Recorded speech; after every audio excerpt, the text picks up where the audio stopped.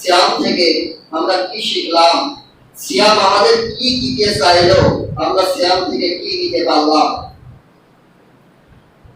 দীর্ঘ একটি মাস সিয়ামের ট্রেনিং হলো, কি ট্রেনিং? যাবতীয় অনাচার পাপাচার, যাবতীয় খারাপ কাজ থেকে বিরত থাকবো, যাবতীয় খারাপ কাজ থেকে বিরত থেকে 30টা সিয়াম পালন করেছি।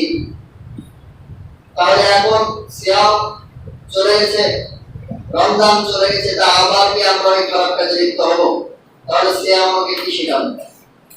সিয়ামটা হলো একটা প্রশিক্ষণের মাস, গুনাহ থেকে বিরত থাকার প্রশিক্ষণ, যাতে বান্দা এই একটি মাস কিভাবে গুনাহ থেকে বিরত থাকতে হবে তার পুঙ্খানুপুঙ্খ ট্রেনিং তারা নিল। বাকি 11টি মাস এই অনুযায়ী চলবে।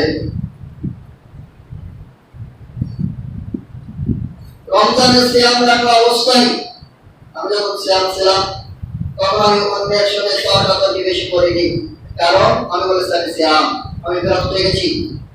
দেখেছি মহামারী হবে চরম পর্যায়ে, আমি ধৈর্য ধরেছি, আমি সিয়াম আছি। এই সিয়ামের বদৌলতে আমি ওই কাজ থেকে বিরত থাকলাম, ধৈর্য ধরলাম।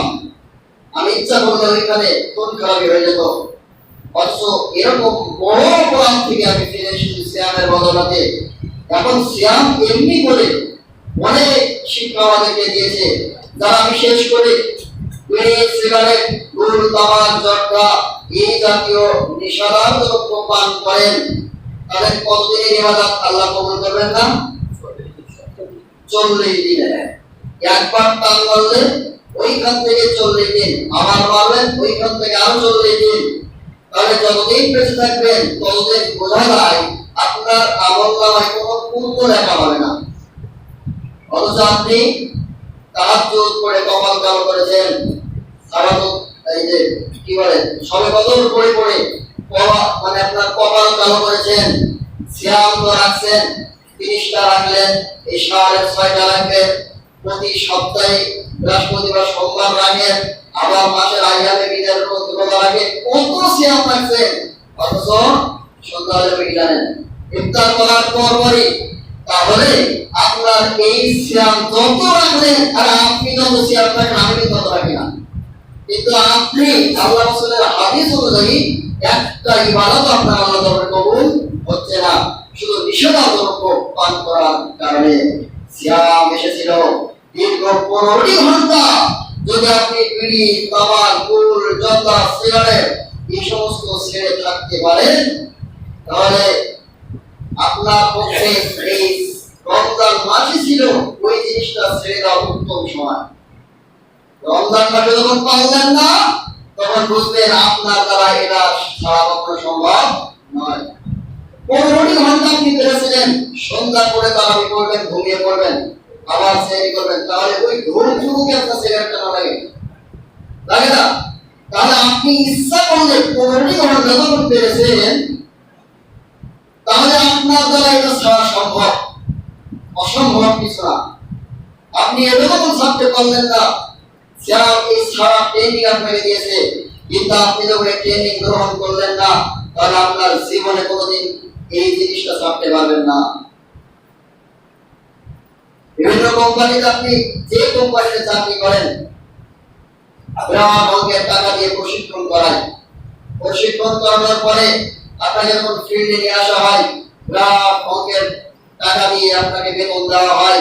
এরপর আপনি ট্রেনিং অনুযায়ী যদি আপনার ফিল্ডে এসে কাজ না করেন, তাহলে কোম্পানি আপনাকে রাখবে? বলেন রাখবে? রাখবে না। ভাই আমার রমজান মাস যখন ছিল 5 ওয়াক্ত নামাজে আমাদের যে ভিড় ছিল, যখন ঈদের চাঁদ উঠেছে ওই দিন ঈশা থেকে আপনি কমে গেলেন কেন?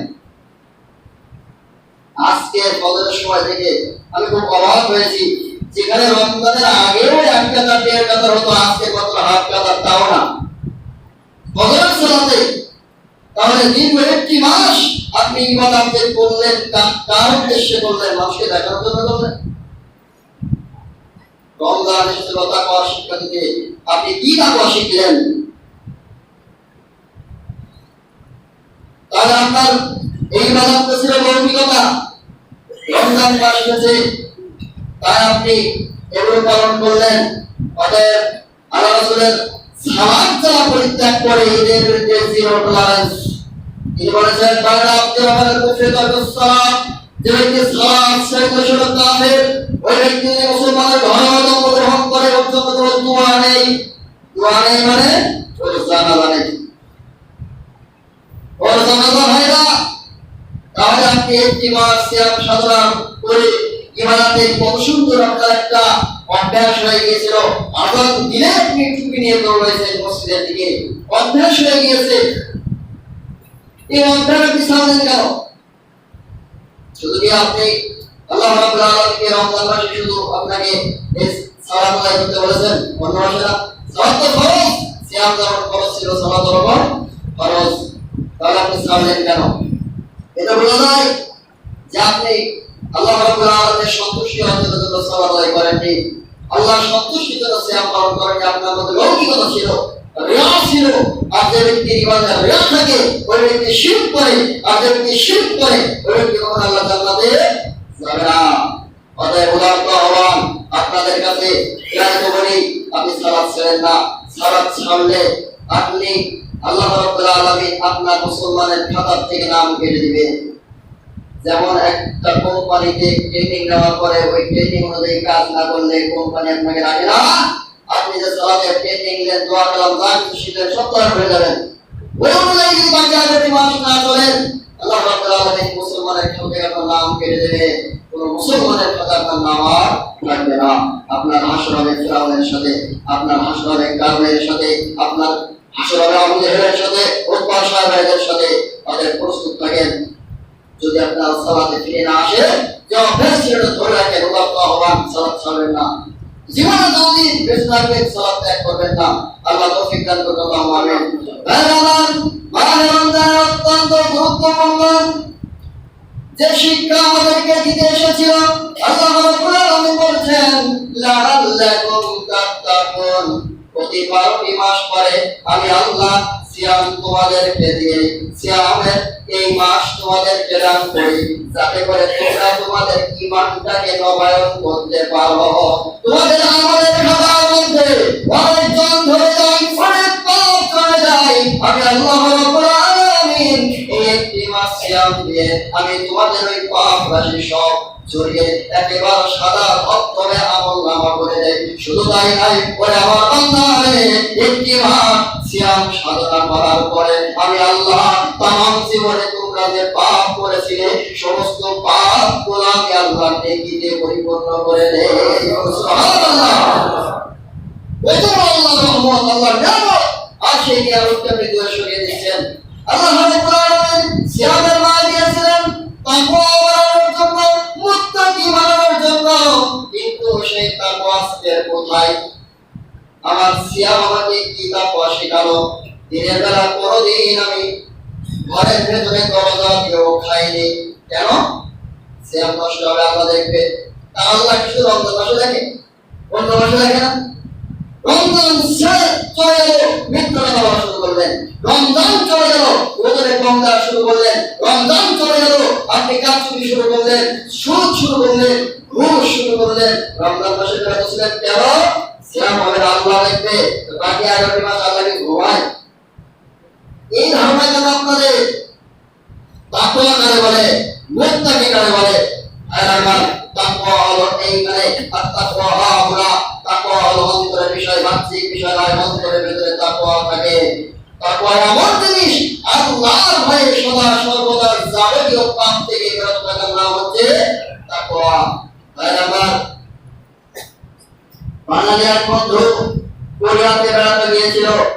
কল্পনা আপনারা জানতে পারেন, কোরিয়ার যে 73% মানুষ ধর্মহীন, ধর্মই মানে না। বাকি 27% বিভিন্ন ধর্মের মানুষ। 73% মানুষ ধর্মহীন। যেখানে এইখানে এক বাঙালি মুসলিম গেছে বেড়াতে। এখন কোরিয়ার এক বন্ধুর সাথে, এক ব্যক্তির সাথে বন্ধুত্ব হয়েছে। কোরিয়ার ওই ব্যক্তি তাকে ডেকে নিয়ে গেছে এক হোটেলে। ডেকে নিয়ে বলছে বন্ধু খাও। মুসলিম এই বন্ধু বলছে আমি খাবো না। কেন? আমি রোজা। কোরিয়ান বন্ধু বলছে রোজা আর কি, রোজাটা কি, মানে ইসলাম সম্পর্কে ধারণা আমাদের নেই। সিয়ামটা কি, রোজাটা কি? তখন বলছে সিয়াম হচ্ছে সূরা সাদিক থেকে সূর্যাস্ত পর্যন্ত যাবতীয় আল্লাহর অশ্লীল কামাচার পানাহার থেকে বিরত থাকার নাম হচ্ছে সিয়াম। কোরিয়ান বন্ধু বলছে তুমি তো গোপনেও খেতে পারো।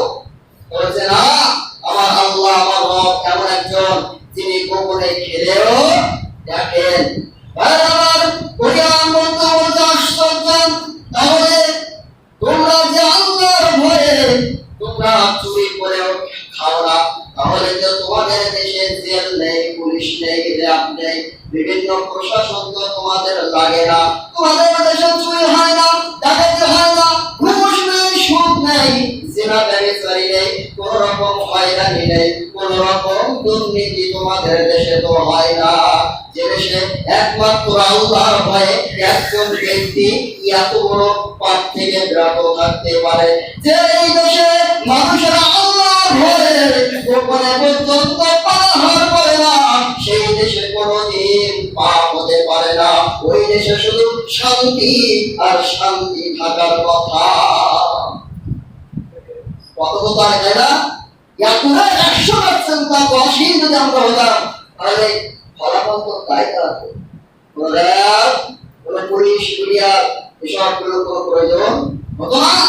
সুদ, দুর্নীতি, ঘুষ, জেল, জরিমানা এগুলো থাকতো না। মুত্তাকি হতাম আমরা একভাবে, সেই তাকওয়া অর্জন করতাম। বাঙালি বন্ধু তো ভেবেবাদ বলে কি, আসলে আমাদের ভিতরে সব আছে, মুত্তাকিও আছে, আবার সুদ ঘুষ সব চলে। তাহলে এটা কি প্রকৃত মুত্তাকি হলো? সোনালী যুগের সোনালী দিনের কথা যদি আপনার সামনে উঠিয়ে ধরে, যে সময় 100% মানুষ তাকওয়াশীল ছিল, অদ্যজাহানের খলিফাতুল মুসলিমিন হযরত ওমর রাদিয়াল্লাহু তাআলা আনহুর কাছে এক ব্যক্তি আসছেন। ওই ব্যক্তির জমির মধ্যে অন্যের জমি এক বিঘে ঢুকে গেছে। ওই ব্যক্তির জমির মধ্যে অন্যের জমি এক বিঘে ঢুকে গেছে, ভেবে দেখে ঢুকে গেছে। এই ব্যক্তি এবার কাছে এসে শুনবে ওই জমি সে গ্রহণ করবে নাকি তাকে ফেরত দেবে। এজন্য খলিফাকে খুঁজতে যান, খলিফাকে খুঁজে পাওয়া যায় না। এক আগন্তুককে জিজ্ঞাসা করে, তুমি কি আমিরুল মুমিনিন খলিফাতুল মুসলিমিন হযরত ওমরকে দেখেছো? বলতে হ্যাঁ দেখেছি, আমি ওই দূরের কাছে আমি ওনাকে বিশ্রাম নিতে দেখলাম। এই ব্যক্তি চলে গেলেন খলিফাতুল মুসলিমিনের কাছে, যে খলিফাতুল মুসলিমিন গাছের গায়ে হেলান দিয়ে কেবলমাত্র চোখটুকু বুঝেছে, আর তার পুরোর উপর বড় একটা পানির মশক। পানির মশক, পানি মনে করেন কলসি, কলসিতে পানি দেওয়ার পরে কলসির গা ভেজা থাকে না? আমিরুল মুমিনিন তার দুই পায়ের উপরে এই পানির কলসিটা রাখলেন, রেখে তিনি ঘুমাচ্ছেন। এই ব্যক্তি ডাক দেয়, খলিফাতুল মুসলিমিন আমি আপনার কাছে একটা বিশেষ প্রয়োজনে এসেছি। ওমর রাদিয়াল্লাহু তাআলা আনহু বলেন, বলো কি প্রয়োজন? লোকটি বলছেন, ও আমিরুল মুমিনিন খলিফাতুল মুসলিমিন আমার প্রয়োজনের কথা পরে বলি, আগে আপনি বলেন এত ভারী মশক আপনার উরুর উপরে কেন? আপনি নিচে রেখে কেন একটু আরাম করছেন না? খলিফাতুল মুসলিমিন হযরত ওমর বলেন, ও আগন্তুক শোনো, তার জমির মাটি আমি জানি না, আমার এই যে কলসিটা ভেজে আছে, এই কলসি ভেজে থাকার কারণে এটা যদি আমি জমিনের উপরে রাখি, তাহলে ওই ভিজিতে কিছু মাটি চলে যাবে, আমি তার জমিনের মাটি বাড়িতে নিয়ে যাব, আর এর জন্য কিয়ামতের মাঠে হাসরের ময়দানে আল্লাহ রাব্বুল আলামিনের কাছে আমি ওমর যদি আমাকে জবাবদিহি করতে হয়, তাহলে আমি ওমর কি জবাব দেব? সুবহানাল্লাহ, আরো জোরে বলুন সুবহানাল্লাহ। তাকওয়া করে বলে আপনার জমিনের ভিতরে এক হাত কেন একটা হাত উঠে গেল আপনি দিতে চান না। আপনি সিয়াম পালন করেন, তাহাজ্জুদ পড়েন, আপনার এই তাহাজ্জুদ আপনার সিয়ামের কি মূল্য আছে? কাটা কি কাটা, বিঘাটি বিঘা অন্যের সম্পদ ফাঁকি দিয়েছেন, আপনার উপায় কি হবে? একদিন একটা দোষী নিচে কতটুকু মাটি যাবে, কতটুকু মাটিও তিনি বাড়িতে নিয়ে যেয়ে রাজা হলেন না, যদি আল্লাহ পারে, যদি পারে, এই ভয়ে এর নাম হচ্ছে তাকওয়া। লোককে চলে যাচ্ছে, উমর রাদিয়াল্লাহু তাআলা বলছে, ওরে যুবক দাও, তুমি নাকি প্রয়োজনে আমার কাছে এসেছিলে, তোমার সেই প্রয়োজন না বলে তুমি কেন চলে যাও? লোককে বলছে, আমি যে কারণে যে জিনিসটা জানার জন্য এসেছিলাম, আমার সেই জিনিস জানা হয়ে গেছে। আপনি একটু কলসির মধ্যে মাটি দিতে পারবেন, তাহলে ওই ব্যক্তির একটি হাত জমি আমার মধ্যে ঢুকে গিয়েছে, ওটা আমি কেমন করে রাখবো? তাকওয়া কারে বলে? ভাই আমার, তাকওয়াশীল মানুষ যদি হতো, মুত্তাকি মানুষ যদি হতো, তাহলে অনেক ফায়দা ছিল, অনেক উপকার ছিল। কি ফায়দা? আল্লাহ রাব্বুল আলামিন সূরা আল-আরাফে 207 নম্বর আয়াতে বলেছেন, ইন্নাল্লাযীনা তাকাউ ইযা মাসসাহুম তাইফুম মিনাশ শাইতানি। আল্লাহ রাব্বুল আলামিন বলেছেন, নিশ্চয়ই যারা তাকওয়াশীল হয়, নিশ্চয়ই যারা আল্লাহর ভয় যাদের অন্তরে থাকে, ইযা মাসসাহুম তাইফুম মিনাশ শাইতান, যখন শয়তান তাদের অন্তরে কুমন্ত্রণা দেয়, পাপ কাজে লিপ্ত হওয়ার জন্য বলে, তখন ওই ব্যক্তির সামনে আল্লাহ রাব্বুল আলামিন তাযাক্কারু, ওরা আল্লাহকে স্মরণ করে, ওদের সামনে কবরের আযাবের কথা মনে হয়। আমি যদি এই পাপে লিপ্ত হই, আমাকে মৃত্যুর পরে কবরে যেতে হবে, ওই কবরে আমার কি হবে? ওরা আযাবের চিত্র মনে আসে, ওই জাহান্নামের চিত্র, জাহান্নামের চেতাও তাহলে ধ্যান শিখা, এই চিত্র ছবিও সামনে ভেসে আসে। এই ব্যক্তি আল্লাহর আযাবের ভয়ে ওই পথ থেকে ফিরে আসে, ফাইদা হুম মুবসিরুন, তখন তার বোধোদয় হয়, তখন সে আত্মসচেতন হয়ে ওঠে, ওই পাপ কাজ থেকে ফিরে আসে। সুবহানাল্লাহ। তাকওয়ার ফল কি? ফল মুত্তাকি মানুষ যদি হয়, তারা পাপ কাজ হবে না। হায়রান মজুরে ফাঁকি দেব, কিয়ামতের কঠিন দিন আমার আমল দ্বারা পরিপূর্ণ করতে হবে, ওটা তো করবে না। হায়রান মজুরের জমি ফাঁকি দেব, এক বিঘা জমি ফাঁকি দিলে সাত আসমান জমি এক করলে যদি ওজন হয়, ওরা আমার মাথার উপর চাপিয়ে দেবে। আমি সেই কি করবো? আমি কাজ করবো না, আমি এই কাজ করবো, আমি নামাজ ছেড়ে দেবো, নামাজ ছেড়ে দিলে চিরদিন জাহান্নামে থাকতে হবে। এই ভয়ে ও এই ধরনের পাপ কাজ করবে না। আমার সিগারেট বিড়িটা খাবো, খেলে আমার ইবাদত কবুল হবে না, ইবাদত যদি কবুল না হয় জান্নাতে যাব কি দিয়ে, এই ভয়ে ও কালারও করবে না। এটা ইমানের ফল। বহুদিন আগে একজন ব্যক্তি, এক রাজা, তার এক মেয়েকে বিবাহ দিয়েছে পার্শ্ববর্তী রাজার ছেলের সাথে। তাকওয়ার ফলাফলটা বোঝানোর জন্য এই দৃষ্টান্ত, তাকওয়ার ফলাফলটা কি বোঝানোর জন্য দৃষ্টান্ত দিচ্ছি। রাজার মেয়েকে বিয়ে দিয়েছে পাশের দেশের এক রাজার ছেলের সাথে।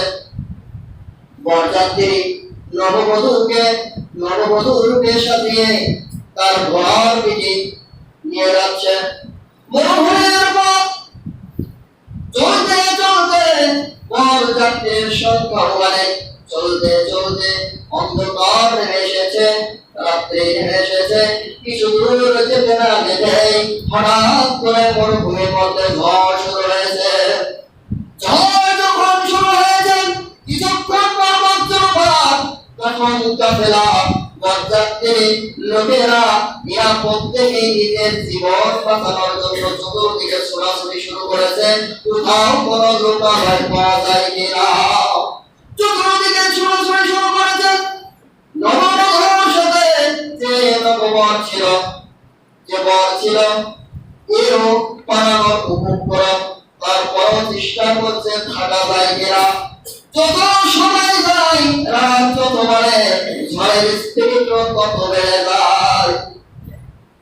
এবার বর নিজের জীবন বাঁচানোর জন্য নববধূকে ওই জায়গায় ফেলে পালানো শুরু করেছে। বধূ একা থাকলো, অসহায়তে জীবনে অচেনা রাস্তা, অজানা পথ, কোথায় যাবে। এবার সে চিন্তা করছে, এখানে আমি কি করি একা একা। চতুর্দিকে আবার সেটা মুক্তির উপায় খুঁজতে থাকলো, কোথাও কোনো যায় কিনা, কোথাও কোনো গ্রাম পাওয়া যায় কিনা যেখানে আজকে মাত্র থাকা যায়। সবাই তো পালিয়েছে, নিজের স্বামীও পালিয়েছে। জীবনটা এমন, যখন বিপদ লেগে যায় নিজের আপন কেউ সে পালাতে হয়, এমন পরিস্থিতির সৃষ্টি হয়। স্বামী বলেন, এই নববধূ তার রাজার মেয়ে বলে কথা, একেবারে স্বর্ণ অলঙ্কার দ্বারা প্রেরিত, এত সুন্দরী, এমনিতে পরম সুন্দরী, তারপরে আবার নববধূর সাজ। এই মেয়েরা চিন্তা করছে কোথায় যায়। দূর থেকে খুঁজতে খুঁজতে দেখে দূর থেকে একটা ছোট্ট কুটির দেখা যায়, ওর মধ্যে পিকনিক করে আলো জ্বলতেছে। আস্তে আস্তে ওই কুটিরের মধ্যে দেখলো একজন যুবক আল্লাহ রাব্বুল আলামিনের কোরআন তেলাওয়াত করছে। সুবহানাল্লাহ। যুবক আল্লাহর কোরআন তেলাওয়াত করেন, মনের মধ্যে এমন সেইখানে এই কুড়ে ঘরের মধ্যে মনে হয় কোনো ঝড় লাগেনি, এমন একটা অবস্থা। যুবক করে কোরআন তেলাওয়াত করে আর এই মেয়ে পিছন দিক থেকে ডাকে, ভাই আমি বড় বিপদে পড়েছি, আজকে রাতটুকু আপনি আমাকে এইখানে থাকার যদি অনুমতি দিতেন। যুবক একবার পেছনে তাকিয়ে দেখে পরমা সুন্দরী এবং এত সুন্দর সাজে সজ্জিত, তিনি শুধু ইশারায় অনুমতি দিলেন। ওই মেয়ে ঘরের কোণের মধ্যে এক জায়গায় বসে পড়লেন। আর যুবক যত রাত গভীর হয় আরো কোরআন তেলাওয়াতে স্পিরিট বাড়িয়ে যায়। কিছুক্ষণ পর বিশ্বনবী মুহাম্মদ রাসূলুল্লাহ সাল্লাল্লাহু আলাইহি ওয়াসাল্লাম বলেছেন, দুইজন ব্যক্তি যেখানে থাকে ওইখানে তৃতীয় জন হলো শয়তান। দুইজন ব্যক্তি যেখানে থাকে, একজন নারী আর একজন পুরুষ যেখানে থাকে, ওইখানে তৃতীয় জন যে ব্যক্তি থাকে তার নাম কি? শয়তান ওয়াসওয়াসা দিবে।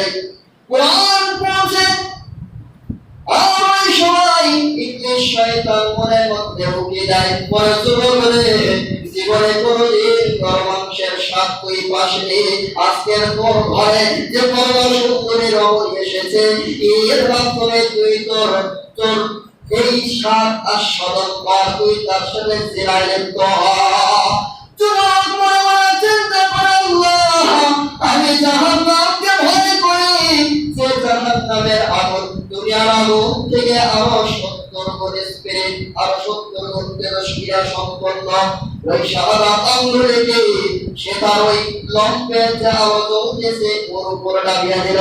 দাবিয়ে যে আত্মাকে বলে, ওরে আত্মা ওরে আমার দেহ রে, যদি তুই দুনিয়ার এই আগুনটা সহ্য করতে পারিস কিনা আগে যা, কারণ দুনিয়ার এই আগুনের চেয়ে জাহান্নামের আগুন আরো 70 গুণ তেজস্ক্রিয়া।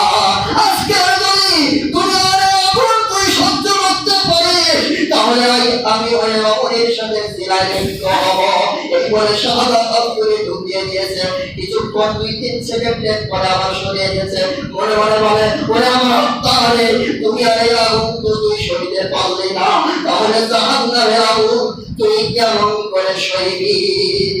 এমনি করে কিছুক্ষণ যাওয়ার পরে শয়তান আবার বিদায় করে চলে গেলে, তোর ঘরে এত সুন্দর সুযোগ আসলো তোর জীবনে, এই জীবনটাকে এই সুযোগটাকে তুই কেন হাতছাড়া করছিস? এই জীবন আমার মধ্যে হাত দিয়েছে বলে, আমার আত্মা রে, আমার দেহ রে, আমার চামড়া রে, তুমি আরে আগুন তুই সইতে পারিস কিনা দেখ, যদি পারিস তাহলে আমি ওই রমণীকে স্পর্শ করব। কিছুক্ষণ পরে জোর করে ধরে রেখেছে, এমন ভাবে ধরে রেখেছে তার আঙ্গুলটা পুড়ে এবার ঝলসে গিয়েছে।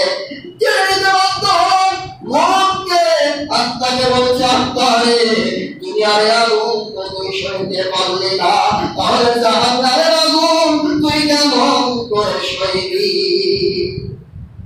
এমনি করে করতে করতে ভোর হয়ে গেল। এমনি শয়তানের সাথে যুদ্ধ করতে করতে ভোর হয়ে গেল। আল্লাহ রাব্বুল আলামিন ওই যুবককে শুধু আল্লাহর ভয়ের কারণে, জাহান্নামের ভয়ের কারণে জিনার মতো পাপ থেকে বিরত রাখলেন। সুবহানাল্লাহ।